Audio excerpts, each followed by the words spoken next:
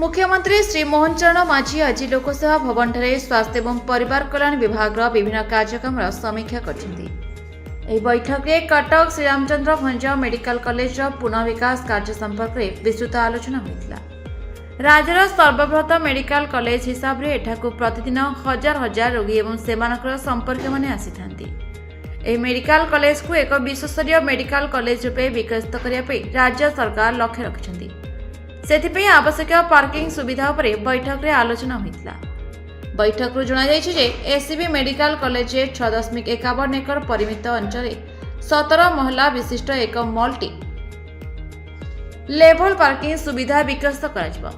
Parking सुविधा उभय SCB एवं आचार्य हरिहर कैंसर हॉस्पिटल को आसुथवा रोगी एवं अटेंडेंट माने व्यवहार कर परिबे।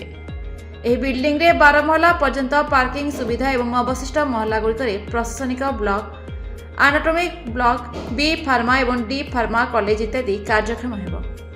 एथिसहित मेडिकल छात्र मानकु चापमुक्त रखिया इंडोर गेम स्विमिंग पूल सुविधा मध्य उपलब्ध कराजिबो। सूचनायोग्य जे जातीय शिक्षानीति 2020 रे पिलामानकु चापमुक्त रखिया विभिन्न व्यवस्था करने परामर्श दिया।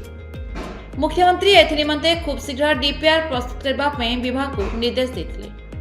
एससीबी निकट में 13 गोटी हाउसिंग टावर काम निर्माणाधीन रही जो 662 आवासिक यूनिट 2224 छात्र छात्री हॉस्टेल सुविधा कर प्रकल्प विषय मुख्यमंत्री सविस्तृत आलोचना कर यार निर्माण कार्य यथाशीघ्र संपूर्ण करने मुख्यमंत्री निर्देश देते। एसहित ब्रह्मपुर एवं बुर्ला मेडिकल कॉलेज पुनः विकास कार्य उपरे बैठक में आलोचना होता। Bureau report now Odisha news.